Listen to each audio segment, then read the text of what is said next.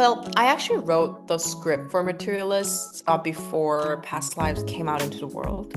I just finished making Past Lives, and then there was a time between when I finished Past Lives and the movie came out at Sundance, which then started the whole journey that amazingly resulted in the Oscars. And I had about 6 months there that I decided that I'm going to write my next movie. So the whole time that I was releasing Past Lives, I knew that I was making Materialists as my second movie. So I think that to me, so what I learned from it, I think the main thing I learned is like, I learned how to make a movie because for Past Lives, I didn't know how to make a movie. So it was like, it kind of went from like, not knowing how to make a movie at all was my first movie. And then the second movie is, it's the second movie is so lucky because I knew how to make a movie. But something that I really learned, of course, is that love is a universal theme. Something that I learned by releasing Past Lives globally. I went all over the world to share Past Lives with the audiences there. And something that I learned is that, well, love is such an, everybody is fascinated by it, right? Men, women, young and old. Everybody's very interested. And it's a topic that is worthy of cinema. So I think I learned that from Past Lives, and I think that I could operate with so much confidence when it comes to Materialists, knowing that it's a movie that people need, people want.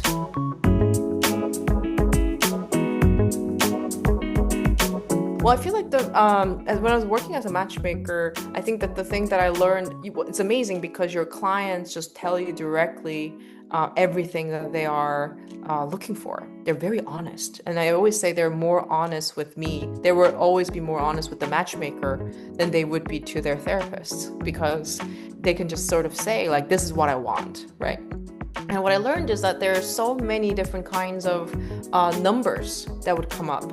And it would be like, height, weight, income, and age. And these would always be like some kind of like rules that the clients would tell me about like what they're looking for. And I was supposed to give it to them. And I just felt like, dating is supposed to be a game we play in pursuit of love. But for some reason, all these numbers didn't seem to really result in what love actually feels like, what actually is, which is this completely unconditional, an ancient mystery and a miracle. It's a miracle when love happens. It's always like incredible, just like a shock that love can happen. So how amazing that, how weird, how strange that when you're asked to describe somebody you intend to love, the things that you're describing are numbers. Taller than this, right? Skinnier than this, right? Younger than this, right? Yeah. Makes more money than this. So you're like, well, I don't know if any of those things are going to hold with the person that is gonna be with forever. Because like something that I know is real is that like fine, you want a tall guy, right? When we're older, when we grow old, when we're 90, we're all gonna shrink. We're all gonna get shorter, right? So if love is growing old with somebody, love is saying like, this is my person for the rest of my life, then then I don't understand why it matters that much exactly how tall he is, right? It's Right. like Yeah. right? But I do think that it of course all results in all is a desire to feel valuable, which is a line, of course, I'm sure you've seen. The word comes up over and over again in the people want to feel valuable. And you're like, well, why do you want to feel valuable?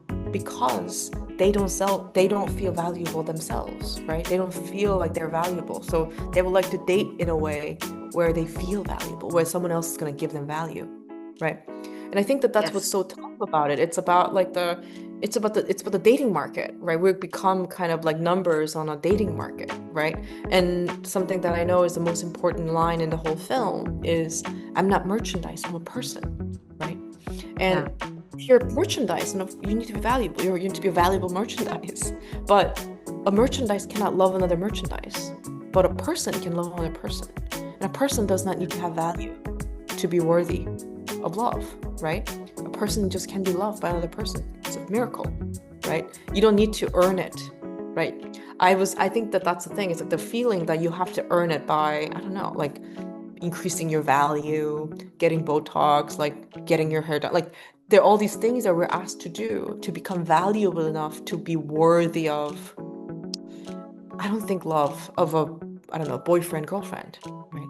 But the truth is that, well, Yeah. love is something that just comes to you. And that's what the way they talk about it. They're like, well, we can't help it. Love is just something we feel.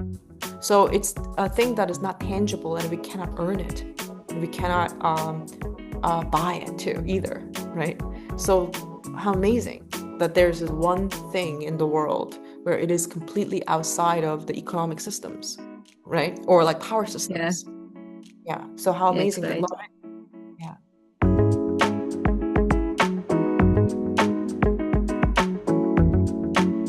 Yeah. Well, I feel like it is. I think it is. I'm not just involved in the casting process. I am the casting process. You know, I cast.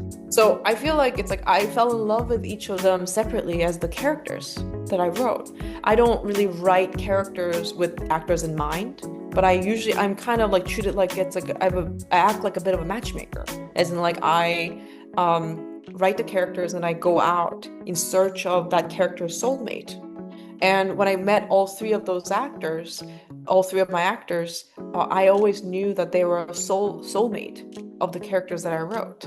And that's how I usually cast. And they're so amazing. And I feel like, yeah, it's completely a dream team. They're all three of them are just so good. On top of being people who are perfect for the characters, perfect for the roles, but also they understand the movie.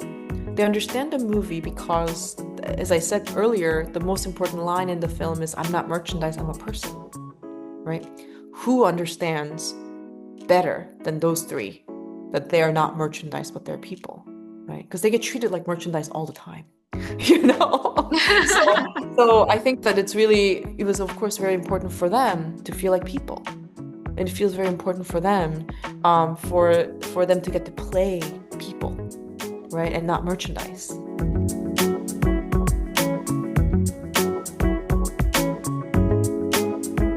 Yeah, I think it's really not valued enough. I think that it's also like kinds of movies that don't what is it like? It's very dismissed, right? As not a serious film, right? They say like chick flick, it's just a chick flick, right? Yeah. It's not serious. Yeah. What's really sad about that is that, well, it really makes it seems to be sad in a couple of ways. It's sad because you're saying like chicks are not serious people, you know, and that's a Yeah. very that's a statement that I don't agree with, right? And then of course there's a way where you say, well, chick flicks are not for serious people, and you're like, well, what do you mean? Because do serious people not love?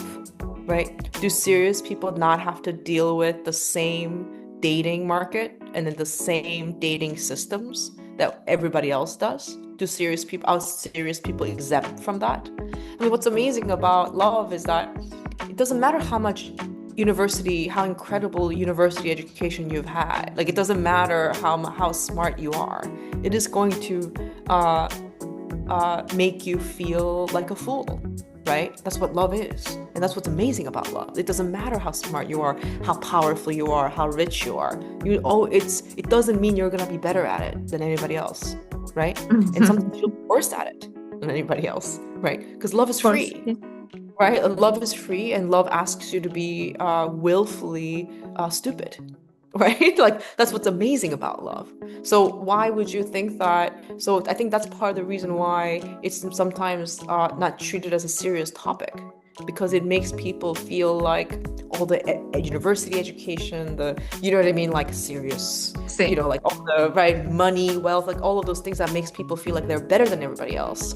Love is the one place where you can't feel that way. It's the one place where you can't feel like you're better just because you're, all those things. So I think that they're Yeah. like, well, maybe it's not an important topic. And I'm like, what do you mean?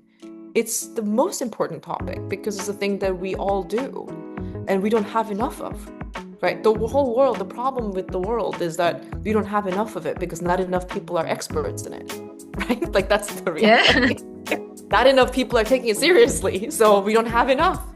Of But I course. think that to me, I think is what's so difficult about like about chick flicks as a genre, because I'm like, well, there's so many ways that it's being dismissed and ignored as a very important topic. And I'm like, well, I don't, tell me what is more important than love. Tell me like one thing that you feel like is more serious topic than that, right? And I think because it's a thing that all of us have to do. It's a universal theme, right? It is always going to, and you're like, well, why is there so much hate? And you're like, well, because of lovelessness, right? It is going to be at the heart of every problem, right? Every problem in the world globally is going to, at the heart of it, there is going to have to be a conversation about love, no matter what.